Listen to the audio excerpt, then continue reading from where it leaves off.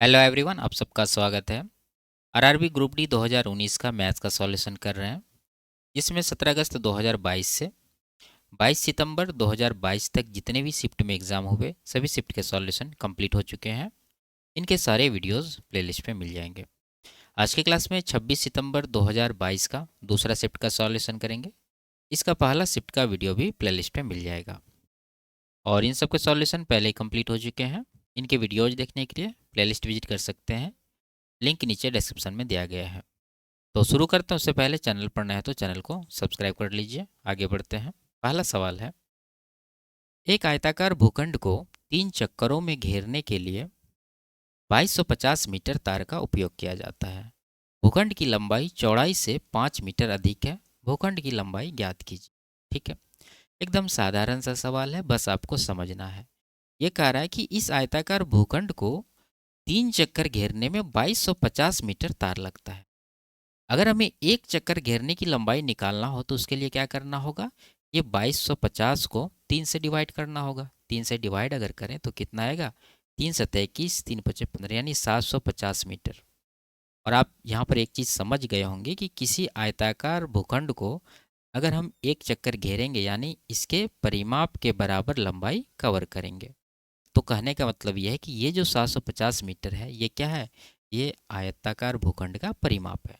और इसका परिमाप होता क्या है, 2 इंटू लंबाई प्लस चौड़ाई। ठीक है, यानी लंबाई प्लस चौड़ाई का 2 गुना। अगर हम परिमाप को 2 से डिवाइड कर दें तो कितना आ जाएगा, 350 और 25 375। तो ये जो 375 आया है ये क्या है, ये लंबाई और चौड़ाई का योगफल है। और यहाँ पर दोनों का डिफरेंस दे रखा है 5 मीटर। तो आप ये 5 मीटर जो डिफरेंस है वो घटा लीजिए तो बचेगा 370। इसको 2 बराबर भाग में बांट देंगे तो कितना आ जाएगा, 150 इधर 35, 185। ठीक है, तो ये 185 एक तो आपका ये चौड़ाई हो जाएगा छोटा वाला, और ये जो डिफरेंस आप घटाए हैं वो इसमें जोड़ देंगे, यानी ये हो जाएगा प्लस का 5। तो कुल मिला के ये हो गया 190। ये हो जाएगा आपका लंबाई। तो छोटा वाला चौड़ाई, बड़ा वाला लंबाई। क्या पूछा जा रहा है आपसे, लंबाई। 190 मीटर इस सवाल का आंसर होगा। आप फॉर्मूला को यहाँ पर रख के भी बना सकते हैं। आगे, दी गई आकृति में L1 और L2 क्या है, समांतर है तथा P उनकी तिर्यकछेदी रेखा है, जिसमें कोण 4, ठीक है, ये कोण 4 5x + 35 और कोण 7 45 डिग्री है। तो x का मान ज्ञात करें। ठीक है, देखिए कोण 4 कितना है, 5x + 35। यहाँ पर लिखते हैं, ये जो एंगल है आपका ये है 5x + 35, और कोण 7 यहाँ पर ये कोण आपके पास है 45 डिग्री। देखिए ये कोण है, ये कोण है, रिलेट नहीं कर पाएंगे तो हम लोग क्या करेंगे, ये कोण निकालेंगे, चाहे फिर आप ये कोण भी निकाल सकते हैं, क्योंकि कोण 3 और कोण 7 बराबर होते हैं संगत कोण से, या फिर कोण 4 और कोण 8 बराबर होते हैं संगत कोण से। तो आप ये वैल्यू को यहाँ पर शिफ्ट कर लिए, यानी कोण 3 हो जाएगा आपका 45 डिग्री। अब ये कोण यानी कोण 3 और कोण 4 का योगफल कितना होता है, 180 डिग्री, क्योंकि ये रैखिक कोण है। तो दोनों को जोड़ के 180 के बराबर कर देंगे। तो दोनों को जोड़ेंगे तो कितना होगा, 5x तो रहेगा ही, प्लस में 45 + 35 ये हो जाएगा 80 डिग्री, बराबर 180 डिग्री करेंगे। यहाँ से हम निकाल लेंगे x का वैल्यू कितना हो जाएगा, 5x बराबर घट जाएगा तो 100 बचेगा, x बराबर हो जाएगा 20। ठीक है, 5 से इसको घटाएंगे 20 बार में, तो x का ही वैल्यू पूछ रहा है, 20 डिग्री इस सवाल का सही आंसर होगा। आगे, एक सेमिनार में ए, बी और सी विषयों में प्रतिभागियों की संख्या क्रमशः 96, 160 और 224 है। इन प्रतिभागियों के रुकने की व्यवस्था अलग अलग कमरों में की जानी है, जिनमें ये सभी कमरों में प्रतिभागियों की संख्या समान होगी और एक कमरे में एक ही विषय के प्रतिभागी होंगे। इस प्रकार व्यवस्थित करने के लिए आवश्यक कमरों की न्यूनतम संख्या ज्ञात कीजिए। ठीक है, तो पहले आपको ये ज्ञात करना होगा कि वो मिनिमम नंबर क्या होगा जितने संख्या में इस प्रतिभागी को कमरों में शिफ्ट किया जाएगा। तो उसको निकालने के लिए आपको क्या करना होगा, इन तीनों का HCF ज्ञात करना होगा। तो 96, 160 और 224 का जो HCF होगा वो कितना होगा, आप देख सकते हैं यहाँ पर, ये 96 है, 160 है, ये 32 का मल्टीपल है, ये भी है और ये भी 32 से कट जाएगा। ठीक है, 16 7 112, 112 का 2 गुना, यानी 32 से ये 7 बार में कटेगा। तो HCF आपका कितना आ गया, 32। यानी 32 नंबर में ये प्रतिभागियों का ग्रुप बनेगा जिसे कमरों में शिफ्ट किया जाना है। अब चाहिए कमरों की संख्या। तो कमरों की संख्या निकालने के लिए क्या करेंगे, देखिए टोटल प्रतिभागी 96 है और 32 का ग्रुप अगर बनाए तो कितना बनेगा, 96 को 32 से डिवाइड करेंगे। उसके बाद अगला 160 है और 32 का ग्रुप बनाना है तो कितने कमरे में जाएंगे, डिवाइड करेंगे। उसी तरह 224 को भी 32 से डिवाइड करेंगे तो ये कट जाएगा आपका 3 बार में, ये कट जाएगा 5 बार में और ये कट जाएगा आपका 7 बार में। तो 7 5 12 3 15 कमरों की आवश्यकता है। तो 15 ऑप्शन नंबर 1 में है, ये इसका करेक्ट आंसर होगा। आगे यदि ये है जहाँ ए और बी का HCF 1 है तो B माइनस ए का मान ज्ञात कीजिए। यानी HCF 1 है, इसका मतलब क्या, ए और बी दोनों को प्राइम है। तो इसको फ्रैक्शन में बदलने के लिए सबसे पहले आपको पॉइंट और ये बार छोड़ के नंबर लिखना होगा, बनेगा नंबर 7245। अब इसमें माइनस वो करिए जिसका रेकरिंग नहीं हो रहा, जैसे यहाँ 72 है और नीचे पॉइंट के बाद जितने अंकों का रेकरिंग है उतना 9। तो यहाँ पर 4 5 2 अंक है तो 2 बार 9 डालेंगे। उसके बाद जितने अंकों का रेकरिंग नहीं है उतना 0, तो यहाँ पर 7 और 2 2 अंक है तो 2 बार 0 डालेंगे। तो ये कितना बनेगा, घटाएंगे तो ये बनेगा 3, यहाँ पर 7 और यहाँ पर 71 और नीचे बन गया 9900। अब इसको कटाना होगा। देखिए 9 का मल्टीपल तो है ही, ये 7 3 10 8 18, ऊपर भी 9 का मल्टीपल है, कटा देंगे 9 से, ये कट जाएगा 1100 बार में। ये 9 सतह 63 जाएगा, 8 87 हुआ, 9 9 81, फिर 9 सतह 63। ठीक है, अब कटेगा क्या, ये यहाँ देखिए 1100 है, 11 का मल्टीपल है क्या, ये 11 का मल्टीपल है, 7 7 14 में 9 घटा 5 नहीं है, तो ये अब कटने वाला नहीं है। यही वो दोनों नंबर है, यानी ये आपका क्या हो जाएगा, ए हो जाएगा और ये बी हो जाएगा। दोनों का डिफरेंस पूछ रहा है, घटा लीजिए। तो 1100 में 800 घटाइए तो बनेगा 300, फिर 3 इधर का जोड़ेंगे तो 303 जो है दोनों का डिफरेंस आएगा। ऑप्शन नंबर 4 में दिया गया है। आगे 3 क्रमागत संख्याओं का योग 177 है, इन 3 संख्याओं का माध्य क्या है। ठीक है, सिंपल सा है, तीनों का योग दे रखा है, माध्य निकालना है तो क्या करेंगे, 3 से डिवाइड करेंगे क्योंकि 3 नंबर है। जब डिवाइड करेंगे तो 3 5 15, 3 नमा 27, 59 जो है इस सवाल का आंसर होगा, ऑप्शन नंबर 1। आगे एक इलेक्ट्रिक पंप एक टंकी को 5 घंटे में भर सकता है। टंकी में रिसाव होने के कारण टंकी को 7.5 घंटे का समय लगता है। यदि इस अवधि के दौरान किसी अन्य स्थान से पानी न तो टंकी में आ रहा है ना ही टंकी से निकल रहा है, तो इस रिसाव द्वारा पूरी भरी टंकी को खाली करने में कितना समय लगेगा। ठीक है, सिंपल सा सवाल है, आप इसको दो तरीके से बना सकते हैं। एक तो ये जो नियम है इसका बनाने का, मान लीजिए एक जो पंप है भरने का, इसका नाम ए है और ये जो लीकेज है इसका नाम क्या है, बी है। तो आप देख सकते हैं कि ये ए जो है 5 घंटे में टैंक को भरता है, लेकिन ये लीकेज के कारण इसको 7.5 घंटे का टाइम लगता है। तो हम यहाँ से एक चीज़ बता सकते हैं कि ये ए के द्वारा 5 से 7.5 यानी 2.5 घंटा एक्स्ट्रा काम किया गया है, ये लीकेज की वजह से। तो ए के द्वारा 2.5 घंटा यानी कि 2.5 आवर्स काम किया गया है और ये काम किसके बराबर होगा, ये काम होगा ये लीकेज द्वारा 7.5 घंटा में किया गया काम, क्योंकि लीकेज जो है 7.5 घंटा तक काम किया होगा। तो लीकेज का नाम बी है तो इसके द्वारा 7.5 घंटा का काम बराबर होगा। तो यहाँ से ए और बी का एफिशिएंसी क्या आ जाएगा, कटाएंगे एक बार में, यहाँ से 3 बार में, तो ये आ गया 3:1।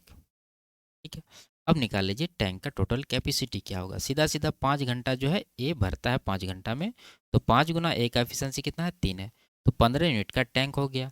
अब इस टैंक को कौन खाली करेगा, ये कह रहा है रिसाव, यानी लीकेज का क्या एफिशिएंसी आया है 1, तो 1 से इसको डिवाइड करेंगे तो 15 घंटा का टाइम आएगा। ऑप्शन नंबर 3 में दिया गया है। आगे यदि अल्फा और बीटा इस समीकरण के मूल हैं तो निम्नलिखित में से किस द्विघात समीकरण के मूल अल्फा बटा बीटा और बीटा बटा अल्फा है। ठीक है, देखिए ये इक्वेशन आपके पास है और ये कह रहा है अल्फा और बीटा इनके मूल हैं। तो यहाँ से हम लोग क्या सब निकाल सकते हैं, एक तो मूलों का योगफल यानी अल्फा प्लस बीटा जो कि होगा माइनस बी बटा ए। तो बी आपका क्या है, एक्स गुणांक -3 और माइनस ऑलरेडी रहता है तो कुल मिला के प्लस का 3 आएगा। ए एक्स स्क्वायर का गुणांक जो कि 2 है तो 2 आ जाएगा यहाँ। ठीक है, उसके बाद मूलों का गुणनफल यानी अल्फा बीटा जो कि सी बट्टा ए होता है, सी है -5 और ए है 2, ये दो चीज़ निकला। अब हमें वो इक्वेशन निकालना है जिनके मूल ये और ये हैं। तो द्विघात समीकरण निकालने का फॉर्मूला आपको पता होगा, x square minus alpha plus beta यानी मूलों का योगफल इंटू एक्स प्लस मूलों का गुणनफल बराबर 0, ये होता है। ठीक है, तो हमें वो इक्वेशन निकालना जिनके ये दोनों मूल हैं। तो क्या बनेगा, एक्स स्क्वायर माइनस ये दोनों का योगफल देंगे। ठीक है, अल्फ़ा बट्टा बीटा प्लस बीटा बट्टा alpha into x plus alpha बट्टा बीटा गुना बीटा बट्टा अल्फ़ा, ठीक है, बराबर 0। ये चीज़ आपको निकालना है। देखिए यहाँ पर अल्फ़ा प्लस बीटा से कन्फ्यूज नहीं होना है। आप ऐसा सोच रहे होंगे कि यहाँ से अल्फ़ा प्लस बीटा का वैल्यू यहाँ रख देंगे और अल्फ़ा बीटा के यहाँ रख देंगे तो आंसर आ जाएगा। नहीं, ऐसा नहीं। इनका मतलब हुआ कि इस समीकरण के दोनों मूल चाहिए। तो हमें ये दोनों मूल दिया गया है, इक्वेशन निकालना है, तो दोनों को जोड़ के यहाँ देंगे और इन दोनों को गुना करके यहाँ पर देंगे। ठीक है, अब इसको थोड़ा सा सॉल्व करिए। एक्स स्क्वायर माइनस ये कितना आएगा, एलसीएम आ गया अल्फ़ा बीटा और ऊपर आ गया alpha square plus beta square into x plus ये कितना आएगा, देखिए बीटा कट जाएगा अल्फ़ा भी कट जाएगा, कुल मिला के एक आएगा बराबर 0। अब आपको यहाँ पर स्क्वायर में वैल्यू चाहिए, यहाँ पर तो स्क्वायर में नहीं है तो निकालना होगा। तो ये कैसे निकलेगा, देखिए ए प्लस बी, ए बी दिया है तो ए स्क्वायर प्लस बी स्क्वायर बराबर क्या होता है फॉर्मूला, यानी alpha square plus beta square बराबर अल्फ़ा प्लस बीटा का होल स्क्वायर लिख देते हैं यहाँ पर। ठीक है, समझने में आपको दिक्कत नहीं होगी। माइनस 2 अल्फ़ा बीटा ये फॉर्मूला होता है। इसमें वैल्यू रखेंगे तो 3 तिया 9/4 यहाँ आएगा और यहाँ पर क्या आएगा, 2 तो कट ही जाएगा, माइनस यहाँ पे रहे यहाँ पर भी है तो कुल मिला के प्लस का 5 आएगा। 5 के 20 9 29/4 इसका वैल्यू आया, तो यहाँ पर रख दीजिए एक्स स्क्वायर माइनस ऊपर बन जाएगा 29/4 और नीचे अल्फ़ा बीटा जो कि यहाँ पर निकला है -5/2 ये रखेंगे इंटू एक्स प्लस 1 बराबर 0। तो ये 2 से काट देंगे इसको 2 बार में। ठीक है, और ये माइनस यहाँ पर भी है बाहर भी है तो कुल मिला के प्लस में आएगा। ठीक है, तो एक्स स्क्वायर प्लस कितना 29 ऊपर और नीचे हो जाएगा 5 दूना 10 गुना एक्स और प्लस का 1 बराबर 0। यहाँ फ्रैक्शन है तो 10 हटाने के लिए आपको पूरा इक्वेशन में 10 से गुना करना होगा। 10 से जब गुना करेंगे तो ये बनेगा 10 एक्स स्क्वायर प्लस 29 एक्स और प्लस का 10 बराबर 0। ये जो आपका फाइनल आंसर है किस ऑप्शन में दिया गया है, तभी प्लस में होना चाहिए, ऑप्शन नंबर 4 में है केवल, ये इसका सही आंसर है। आगे, एक व्यक्ति ने के अपनी यात्रा के पहले 200 किलोमीटर की दूरी 50 किलोमीटर प्रति घंटा की चाल से, अगले 300 किलोमीटर की दूरी x किलोमीटर प्रति घंटा की चाल से, अंतिम 280 किलोमीटर की दूरी 80 किलोमीटर प्रति घंटा की चाल से तय की। यदि पूरी यात्रा में उसकी औसत चाल 52 किलोमीटर प्रति घंटा है तो x का मान ज्ञात करिए। x क्या है, ये यानी दूसरी यात्रा का चाल आपको निकालना है। तो देखिए एवरेज स्पीड दिया है और कुल दूरी दिया है, अगर कुल दूरी को एवरेज स्पीड से डिवाइड करेंगे तो टाइम निकलेगा। ठीक है, तो टाइम हम लोग निकालते हैं। देखिए टोटल दूरी कितना हो गया, यहाँ पर 200, यहाँ पर 300, 500, यहाँ पर 280, यानी 780 किलोमीटर का दूरी किया है, एवरेज स्पीड है 52। इसको जब डिवाइड करेंगे तो टाइम आएगा। अब देख लीजिए पर्टिकुलर डिस्टेंस में इसको कितना का टाइम लग रहा है। पहला 200 किलोमीटर का दूरी 50 की स्पीड से कवर किया है तो इसको कितना टाइम लगा होगा, डिवाइड करेंगे तो 4 घंटा। उसी तरह यहाँ 300 किलोमीटर एक्स के चाल से, तो यहाँ नहीं डिवाइड होगा तो 300/x लिखेंगे, यहाँ का टाइम हो गया। और लास्ट में 280 किलोमीटर गया है 80 के चाल से, तो कितना हो जाएगा, 0 काट देंगे, 4 दूना 4 सत्तर यानी कि 7/4, जिसको आप 3.5 आवर लिखेंगे। तो ये हो गया अलग अलग टाइम में टाइम का योगफल और ये टोटल टाइम दोनों बराबर होता है। जब दोनों को बराबर करेंगे तो कितना आएगा, ये कट रहा है 26 से कटेगा। ठीक है, 52 से सीधा सीधा 1.5 गुना हो रहा है तो ये 15 बार में कट जाएगा। इधर हो गया 4 3 7 7.5, 15 में घटेगा तो 7.5 बचेगा। इधर 300/x, तो यहाँ से x ले आइए और इससे इसको डिवाइड करेंगे तो कितना जाएगा, ये 4 और उसके बाद 0 यानी कि 40 आएगा। तो x बराबर कितना आ गया 40, तो ऑप्शन नंबर 4 में दिया गया है, यही आपको निकालना था, ये इसका सही आंसर होगा। ठीक है, आगे, एक नाव धारा के विपरीत दिशा में 30 किलोमीटर और धारा की दिशा में 44 किलोमीटर जाने में कुल 10 घंटे का समय लेती है। साथ ही यह धारा की विपरीत दिशा में 40 किलोमीटर और धारा की दिशा में 55 किलोमीटर जाने में कुल 13 घंटे का समय लेती है। धारा की चाल ज्ञात कीजिए। ठीक है, देखिए, इस सवाल को बनाने का जो सबसे अच्छा तरीका है वही मैं आपको बता रहा हूँ, और इस तरह के सवाल को इसी तरीक़ा से हमेशा सॉल्व करिएगा तो नहीं फंसिएगा, ठीक है। तो हम लोग क्या करेंगे, देखिए विपरीत दिशा में यानी अप स्ट्रीम, मान लेंगे अप स्ट्रीम में चाल इसका 1/a है, और ये धारा की दिशा में यानी डाउन स्ट्रीम में इसका चाल क्या है, 1/b है। यही चीज़ आपको करना है, दो चीज़।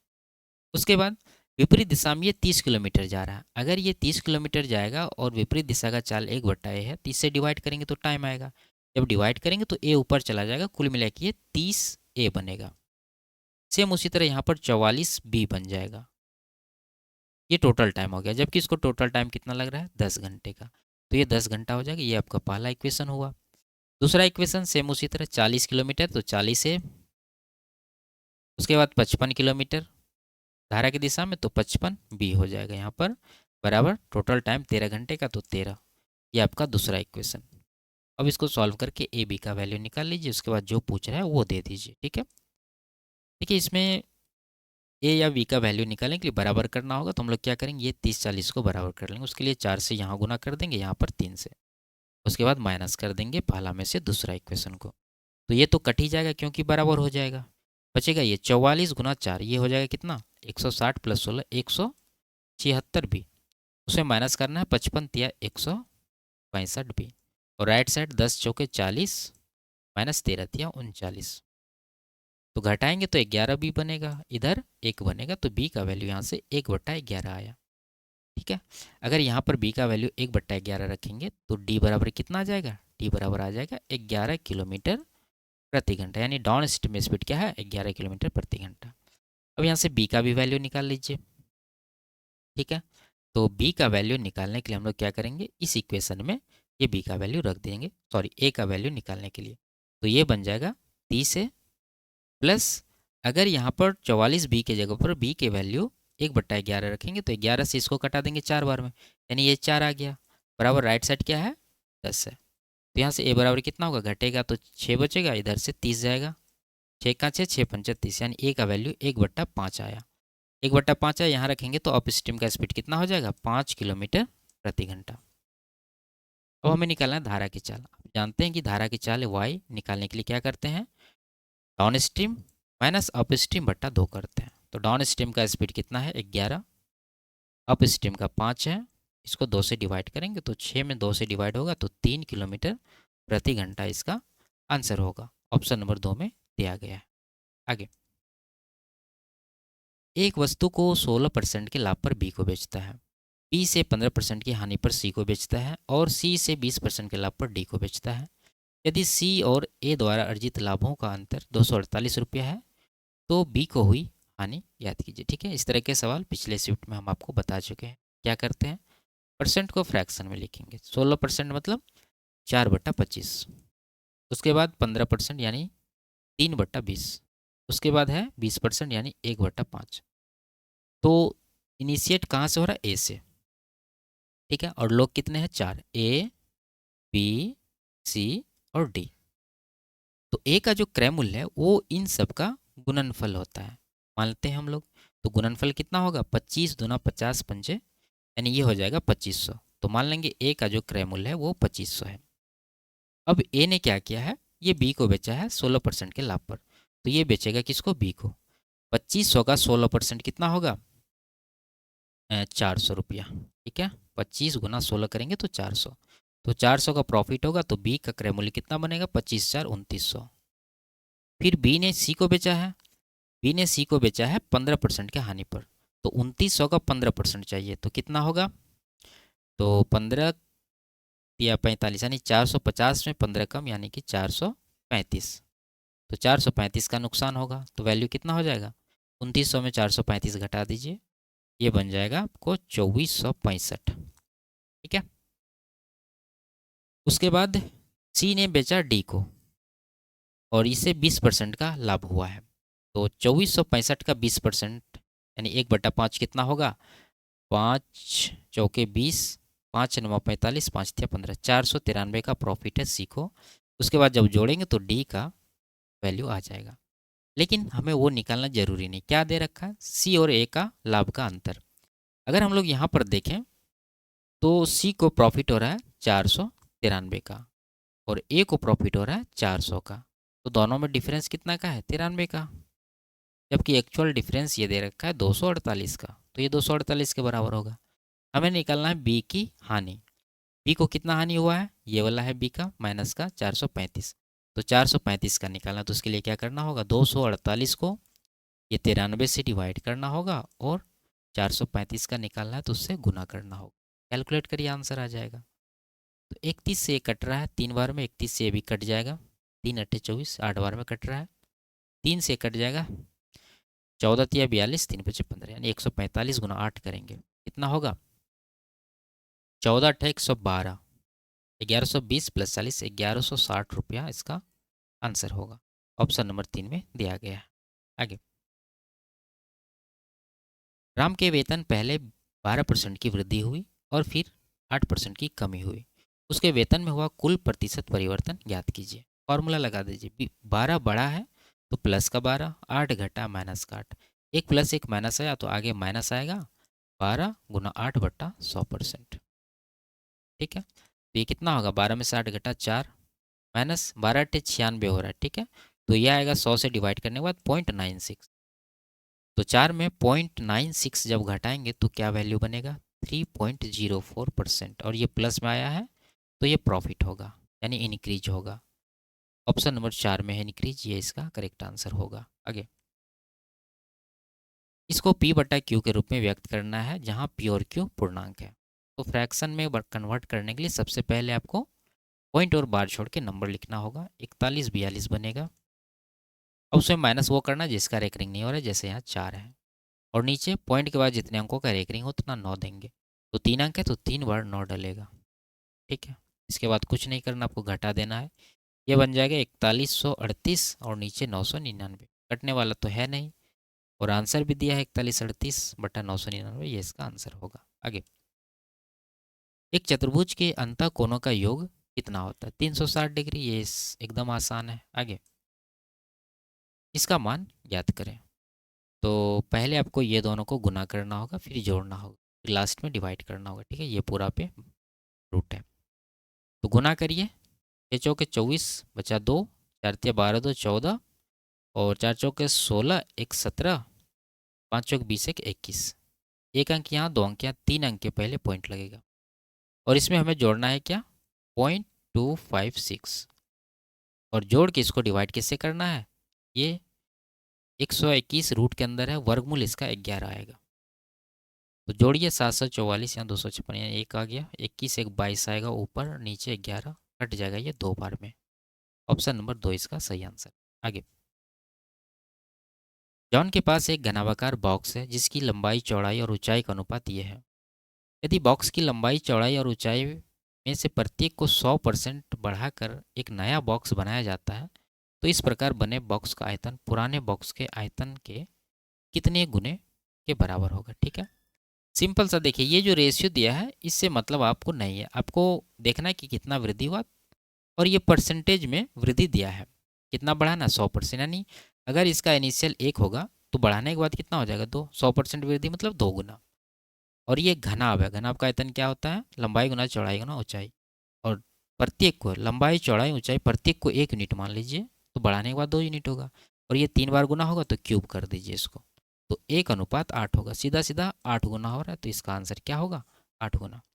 ठीक है, आप सिंपल तरीके से बना सकते हैं, नहीं तो आप इसको लेकर बनाएंगे तो ये भी हो जाएगा। देखिए, अगर हम लोग यहाँ से आयतन निकालें तो 2 गुना 3 गुना 5 करना होगा। ठीक है, और 100% बढ़ा रहे हैं, इसका मतलब 2 गुना कर रहे हैं, तो 2 का 2 गुना 4 हो जाएगा, 3 का 2 गुना 6, यहाँ 5 का 2 गुना 10। यहाँ भी कटाने के बाद वैल्यू 1/8 ही आएगा, जो यहाँ पर आया। आगे, एडी और बीसी एक खेल के मैदान में ऊर्ध्वाधर खड़े क्रमशः 30 मीटर और 15 मीटर लंबे 2 खंभे हैं। ए और बी क्रमशः 2 खंभों एडी और बीसी के पाद हैं जिनके बीच की दूरी 36 मीटर है, और सी समांतर बी ए है जो एडी को ई पर प्रतिच्छेदित करता है। त्रिभुज डी सी और आयत ए बी सी के क्षेत्रफलों का अनुपात ज्ञात कीजिए। ठीक है, तो डायग्राम बनाएंगे पहले। एक है एडी, और एडी का जो बेस है वो क्या है? ए है, तो ए नीचे रहेगा, इस तरह से बना लेंगे। ठीक है, ये आपका ए हो गया, ऊपर डी रहेगा, ये 30 मीटर का हो गया, और ये छोटा वाला यहाँ पर, इसका नाम क्या है, बी सी, और इसका जो बेस है वो बी है, तो बी नीचे रहेगा और सी ऊपर रहेगा। और ए बी के बीच का दूरी ये दे रखा है कितना, 36 मीटर, दोनों के बेस के बीच का दूरी 36 मीटर है ये। और सी समांतर बी है, बी ए यहाँ है, सी से खींचेंगे, इस तरह से खींचाएगा ये आपका ई हो गया। और ये कह भी रहा है कि ए डी को ई पर प्रतिच्छेद करते हैं, ये दोनों क्या है, पैरेलल है। और हमसे पूछ रहा है त्रिभुज डी ई सी, डी ई सी, डी से सी को मिला दीजिए, और आयत ए बी सी के क्षेत्रफल का अनुपात, ये 36 है तो ये भी आपका क्या होगा, 36 ही होगा, ठीक है। इसके बाद ये 30 है पूरा, और ये 15 है, ये 15 है, पूरा 30 है तो ये 15 हो गया आपका, और पूरा 30 है तो ऊपर वाला भी कितना होगा, 15 ही होगा। क्लियर है, ये दोनों बराबर होंगे क्योंकि ये दोनों लाइन पैरेलल है। अब यहाँ से आप एरिया निकाल सकते हैं। अगर त्रिभुज का एरिया हम लोग निकालें तो आप देख सकते हैं ये समकोण त्रिभुज बनेगा। समकोण त्रिभुज का एरिया क्या होता है, 1/2 गुना आधार गुना ऊंचाई, आधार है 36 और ऊंचाई है 15। अनुपात निकालना है ये दूसरा वाला आयत के क्षेत्रफल, ए बी सी डी क्या होगा, ए बी सी डी नहीं, ए बी सी। तो आयत का क्षेत्रफल क्या होता है, लंबाई गुना चौड़ाई, लंबाई 36 है, चौड़ाई 15 है, तो 36 गुना 15 कर देंगे। अब रेशियो ले लीजिए, कट रहा है यहाँ 36 15 काट देंगे, ठीक है। और यहाँ 2 है नीचे, तो पूरा रेशियो में 2 से गुना करेंगे तो 1:2 बन जाएगा, यही इसका आंसर भी होगा। ऑप्शन नंबर 4 में दिया गया।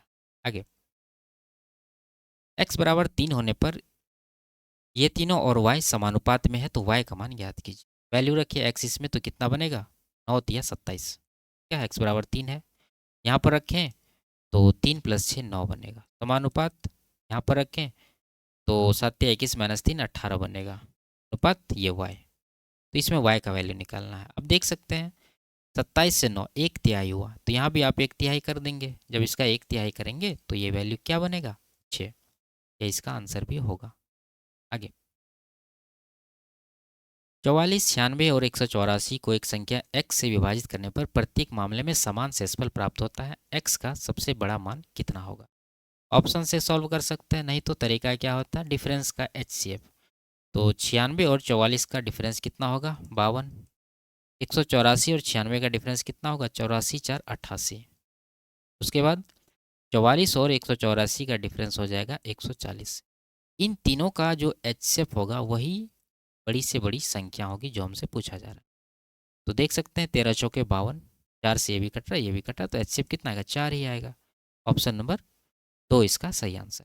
आगे, यदि 80,000 की एक धनराशि को 4% वार्षिक चक्रवृद्धि ब्याज की दर पर, यहाँ ब्याज की गणना छमाही चक्रवृद्धि आधार पर की जाती है, 1 वर्ष के लिए निवेशित किया जाता है, तो इस पर प्राप्त चक्रवृद्धि ब्याज ज्ञात कीजिए। कि 4% का वार्षिक रेट है तो छमाही रेट कितना होगा, 2% का आधा, और 1 वर्ष के लिए ब्याज पूछ रहा तो 2% का 2 साइकिल बनेगा प्रत्येक 6 माह के अवधि के लिए। तो टोटल ब्याज कितना होगा, 2 + 2 + 2 गुना 2/100, यानी कि ये हो जाएगा 4.04% टोटल ब्याज परसेंटेज।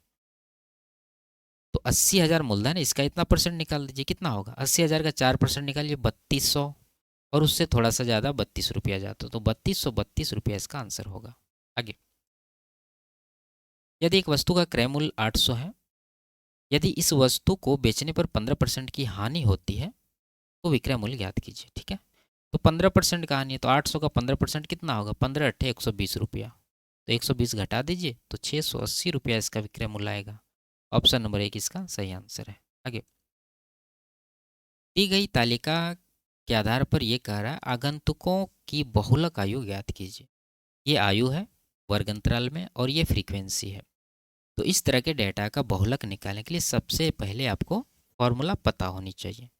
तो बहुलक निकालने का फॉर्मूला क्या होता है, L + F1 - F0, और नीचे होता है 2F1 - F0 - F2, ठीक है। इसको ब्रैकेट में बंद करिए गुना H। अब ये सब क्या है वो आपको यहाँ से पता चलेगा। बहुलक वर्ग खोजने के लिए सबसे पहले आपको देखना होगा फ्रीक्वेंसी में सबसे बड़ा नंबर कौन सा है, तो आप कहेंगे यहाँ पर 27, तो ये आपका हो गया बहुलक वर्ग, इसी से मिलेगा सारा कुछ। तो इसमें जो ये 27 आया ये आपका F1 होता है, इससे पहले वाला F0 होता है और इसके बाद वाला F2 होता है। क्लियर है? इसके बाद ये वर्ग अंतराल का छोटा वाला यानी 40 ये आपका L हो जाएगा और इन दोनों के बीच का जो गैप है 10 ये आपका H हो जाएगा। तो H बराबर कितना हो गया 10। ठीक है, सारा डेटा मिल गया, यहाँ पर रखेंगे आंसर आ जाएगा। तो L कितना है 40 प्लस F1 माइनस F0। तो F1 27 है, उसमें 23 घटा के रख दीजिए डायरेक्ट, ये आ जाएगा कितना 4। यहाँ पर 2F1, F1 27 है, इसका 2 गुना करेंगे तो 54। इसमें माइनस क्या करना है F1 ये F0 F2 दोनों को जोड़ के घटा दीजिए। तो F0 27 है, F2 कितना है 16 है, तो दोनों को जोड़ेंगे तो ये 39 बनेगा। 39 इसमें घटा दीजिए इंटू H कितना है यहाँ पर 10, तो 10 रख देंगे। तो ये 40 हो गया प्लस ये 4 बटा कितना हो गया घटाने के बाद 14 में से 9 घटा 5 यानी 15 हो गया, गुना 10 करेंगे। 5 दूना 5 दिया, तो 4 दूना 8 हो गया, 8 को 3 से डिवाइड करेंगे तो कितना आएगा 3 दूना 6 यानी 2.66 ये आते रहेगा। तो कुल मिला के 42.7 इसको हम बोल सकते हैं। तो ऑप्शन नंबर 2 में दिया गया, ये इसका करेक्ट आंसर होगा। आगे इसका मान ज्ञात करना। ठीक है, तो देखिए यहाँ क्या है 1 plus cot square theta. 1 plus cot square theta बराबर क्या होता है कॉसेक स्क्वायर थीटा। ठीक है, उसके बाद गुना, ये दोनों को एक साथ कर लीजिए।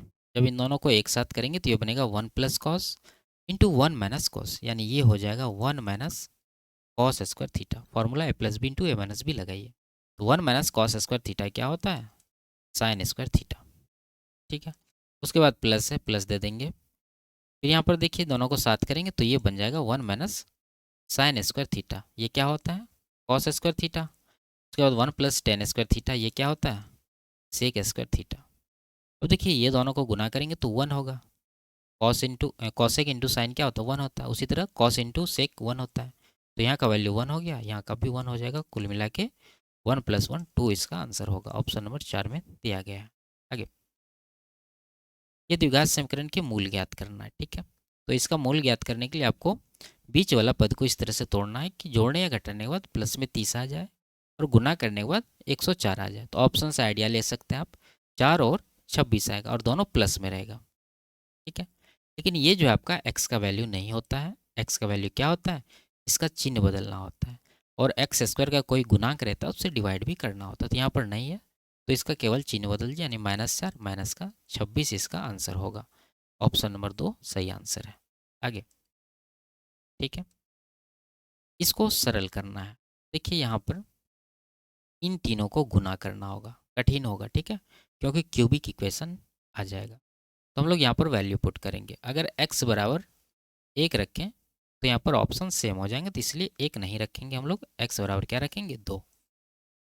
अगर हम लोग 2 रख दें x बराबर तो ये बन जाएगा 2 + 2 4 गुना 2 दूना 4 5 9 गुना 2 - 4 माइनस का 2, उसके बाद प्लस 2 का स्क्वायर 4 प्लस 5 दूना 10 माइनस 12। कैलकुलेट करिए कितना होगा ये 9 चौके 36 दूना 72, माइनस में यहाँ पर 72 आ गया और इधर 10 4 14 में से 12 घटा 2 प्लस में, तो कुल मिला के माइनस का 70 आएगा। अब ऐसा कौन सा ऑप्शन है जिसमें x बराबर 2 रखने पर माइनस का 70 आए, तो चेक करना होगा आपको। पहला ऑप्शन अगर हम चेक करें तो ये कितना बनेगा 2x³ है, तो x का वैल्यू 2 है, 2 का क्यूब 8 होगा, 8 दूना 16 प्लस 2 दूना 4 दूना 8 हो जाएगा यहाँ पर।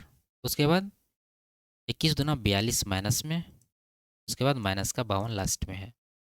तो ये हो गया 16 8 24 प्लस में और माइनस में 94, हटाएंगे तो माइनस का 70 आएगा और चाहिए भी था हमें माइनस का 70। तो ऑप्शन नंबर 1 आपका करेक्ट आंसर होगा।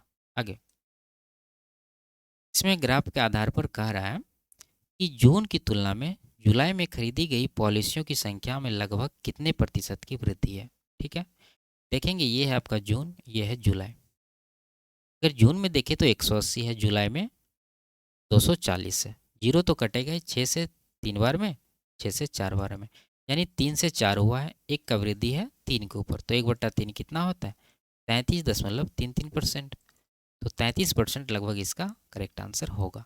आगे दिए गए पाई चार्ट का अध्ययन करना है और सवाल में कह रहा है कि पाई चार्ट 4 महीनों में कुल 50 पास जारी किए गए में से इन 4 महीनों में जारी किए गए पासों के प्रतिशत को दर्शाता है। मई और जून में महिलाओं को जारी किए गए पासों की संख्या क्रमशः 3 और 5 थी। मई और जून में कुल मिलाकर पुरुषों को जारी किए गए पासों की संख्या ज्ञात करें। ठीक है, तो सिंपल सा है, टोटल कितना पास इन्होंने जारी किया? 50। 50 में अगर हम लोग मई जून देखें तो मई यहाँ जून यहाँ 12%, 18% जोड़ के 30%। तो 50 का निकालना है 30%, कितना होगा? 15 पास। यानी टोटल 15 पास जारी किया, जिसमें ये कह रहा है कि ये किसको? महिलाओं को 3 और 5 थी, यानी कुल मिला के 5 3 8 पास महिलाओं को गया। तो 15 में 8 महिलाओं को, तो पुरुष को कितना गया होगा? 7। तो यही आपका आंसर होगा, ऑप्शन नंबर 2 में दिया गया है। आगे, तो ये लास्ट सवाल था। वीडियो आपको कैसी लगी कमेंट में ज़रूर बताइए। अच्छी लगी तो वीडियो को लाइक, शेयर और चैनल को सब्सक्राइब कर लीजिए। फिर मिलते हैं अगली क्लास में, तब तक के लिए बाय बाय, टेक केयर।